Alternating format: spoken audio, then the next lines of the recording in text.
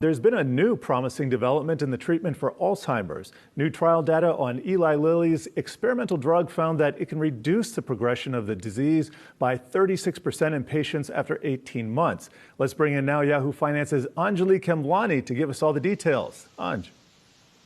Hey, Jared. Yep, new news from Lilly on their promising new drug, which will be competition for already out there Eisai and Biogen. We'll get to that in a second. So what did Lilly tell us? They told us that they saw 36% decline in patients after 18 months, reduced cognitive decline in almost half of those patients. And they boasted one really interesting metric, which is 60% reduction in cognitive decline in their less severe Alzheimer's patients. They've already filed for approval and expect a word from the FDA later this year. But to set up this competitive market, or what will be a competitive market, we already know that this is coming on the heels of Biogen and Eisai getting that approval, that full traditional approval for Leqembi. So that drug on the market now will be competition for Lilly. Biogen and Eisai did have a slightly lower amount of cognitive decline in their phase 3 trials, 27%. So if you compare it to what that means in terms of slowing the progression of the disease,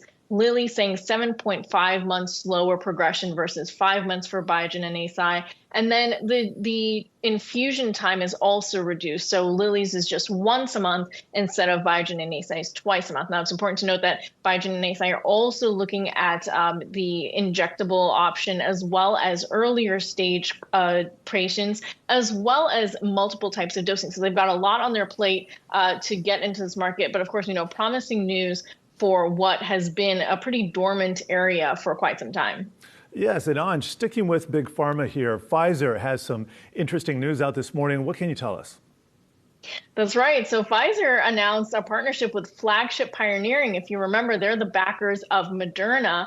And that partnership is going to target earlier stage potential acquisitions for Pfizer in a nutshell. So the terms of the agreement are that both are investing about $50 million each, so $100 million total for 10 programs. And Flagship can receive up to $700 million for milestones as well as royalties. And Pfizer can, like I said, acquire a potential target there. And the deal could be worth, some have said, up to $7 billion.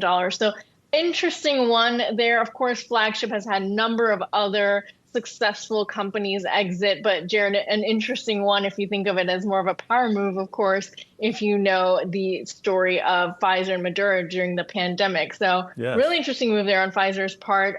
Earlier stage is a new trend in the big pharma industry because of the Inflation Reduction Act. So this could be also a play there for Pfizer. Good to know. And thanks for breaking that all down for us, Anjalee Khemlani.